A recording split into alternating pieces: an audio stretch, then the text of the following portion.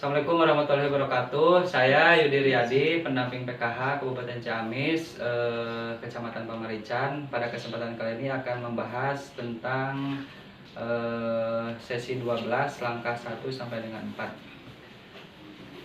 4. Ibu-ibu, kita lanjutkan ya materi selanjutnya tentang penelantaran terhadap anak ya Bu. Sebelumnya ibu-ibu apakah mengetahui tidak tentang penelantaran terhadap anak? Barangkali ada yang tahu penelantaran terhadap anak, Ibu? Tidak diurus? Tidak diurus, ya Ibu Nung. Terus barangkali ada yang lain? Tidak dikasih makan? Tidak dikasih makan, iya. Kalau nanti diibahkan ya Bu, ya tidak dimandikan palintan gitunya.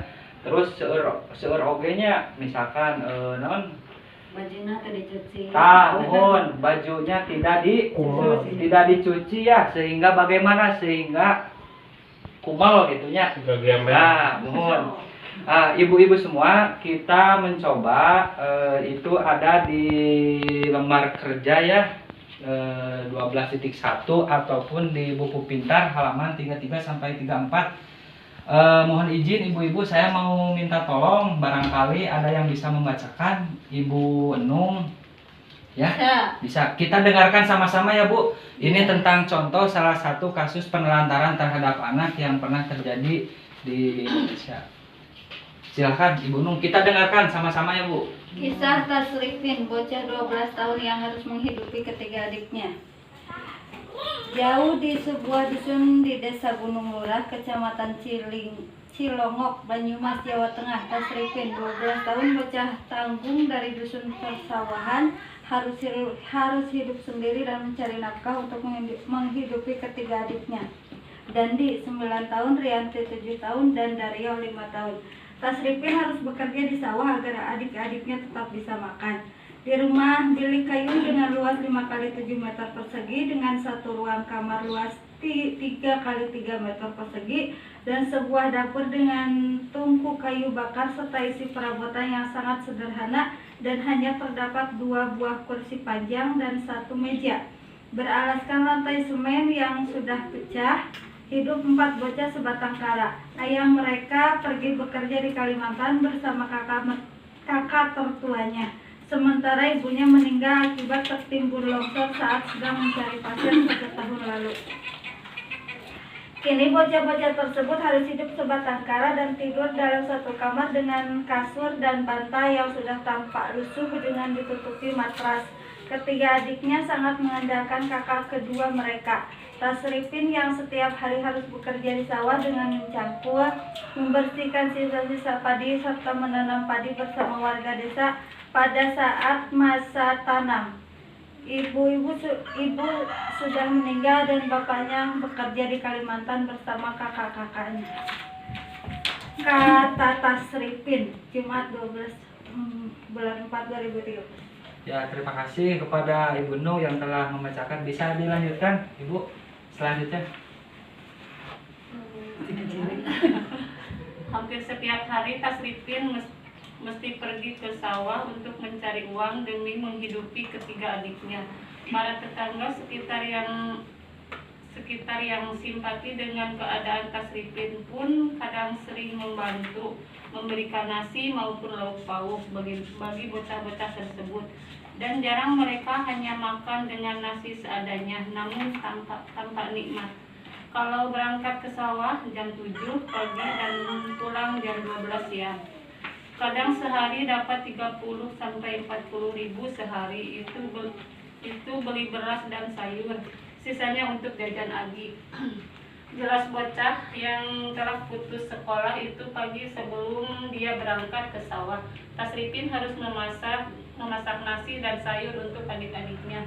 Selain memasak, dia juga harus mencuci pakaian, menyapu, serta memandikan adik-adiknya. Tapi bukan hanya sekedar memandikan dan memberikan makan untuk adik-adiknya, dia pun bertanggung jawab terhadap akhlak adik-adiknya dengan mengajak adik-adiknya sholat dan mengaji di musola depan rumahnya. Sudah ya Bu, ya sudah ya. Terima kasih kepada Ibu Enung dan Ibu Mariati yang sudah membacakan ya.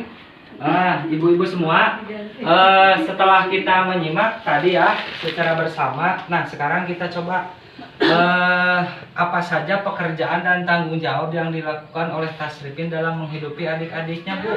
Bisa disebutkan secara bersama tadi apa saja pekerjaan? Di antaranya tadi pertama apa Bu? Mencangkulnya, ya, mencangkul. Terus apalagi? Tadi kedah nyamunya, cuci pakaian. Nasi dan sayur. Nah, berarti masak ya Bu, masak. Terus mencuci, terus tadi teh kedah nanti memandikan adik-adiknya ya, memandikan. Masih ada lagi Bu? Ada mendidiknya, diajarkan ke masjid, sholat. Terus tadi masih ada kedah ngepel di rumahnya, terus bersih ya, ya bersih rumah.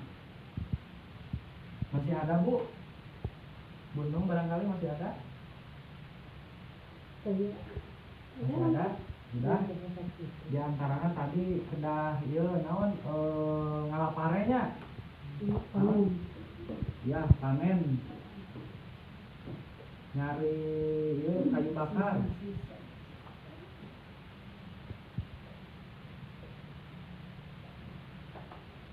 Nah, kira-kira Ibu layak nggak pekerjaan ini dilakukan oleh Tasripin yang masih anak kecil? Nggak layak ya? Benar nggak layak ya? Nggak layak. Kira-kira apa yang seharusnya dilakukan oleh ayah atau kerabatnya terhadap Tasripin dan adik-adiknya? Ada? Gimana?